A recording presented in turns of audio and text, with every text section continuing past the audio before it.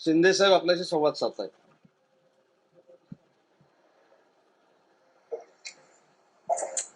Hello साहेब बोला बोला, ऐकताय. हा बच्चे भाऊ, बच्चे भाऊ, जय महाराष्ट्र.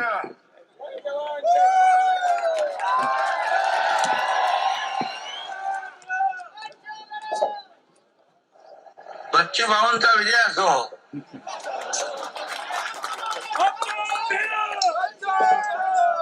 अरे बच्चे भाऊने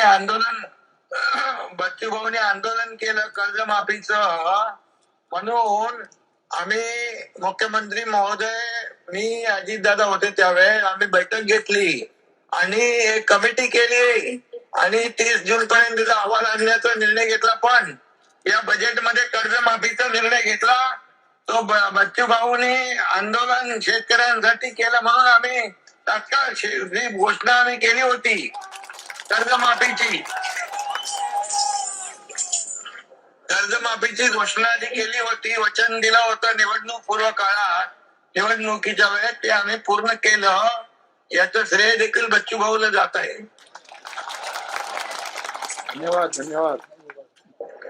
आणि बाकी आरोग्य, उद्योग, पाणी पुरवठा, आरोग्य मंत्री पण तिकडे गेले, उद्योग मंत्री पण तुमच्याकडे आहेत, आणि पाणी पुरवठ्याचे गुलाबराव पाटील, आणि काही विषय जे रोजगार हमी योजनेचे आहे ते देखील आपले मंत्री सोडवतील. स्कायवॉकचा विषय आहे, मेळघाटचा विकास आहे, आणि मी स्वतः मुख्यमंत्री महोदयांना देखील या बाबतीमध्ये सांगतो, आणि याच्यामध्ये मी स्वतः पाठपुरावा करून मुख्यमंत्री महोदयांकडून आपण जे जे काही विषय आहेत, पुढील काही विषय पॉलिसी मॅटर आहे ते आपण सोडवण्यासाठी सगळे प्रयत्न करू. पूर्ण टीम तुमच्या मताशी सहमत आहे.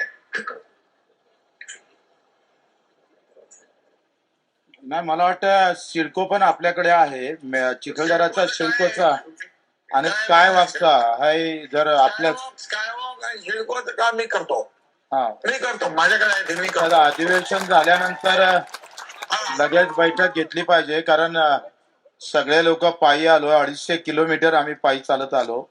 आमचा तुमच्यावर विश्वास आहे. कर्जमाफीची तुमची भूमिका या शेतकऱ्याच्या डोळ्यातली आसू पुसण्याची होती, पण आता मेळघाटचे पण आसू तुम्हाला पुसावं लागेल. अशी तुम्ही मला वाटतं सगळ्यांना एकदा हमी दिली तर अधिक त्यांना थोडं. बिलकुल, बघा, सरकार आहे, तुमचं सरकार आहे, शेतकऱ्याचं आहे, सर्वसामान्यांचा आहे. त्यामुळे मेळघाटचा विकास, जो मेळघाटला मी आरोग्य मंत्री होतो तेव्हा गेलो होतो, हो, आणि मला तिकडची जाणीव आहे. त्या भागाचा विकास आपल्याला करण्याची आवश्यकता आहे.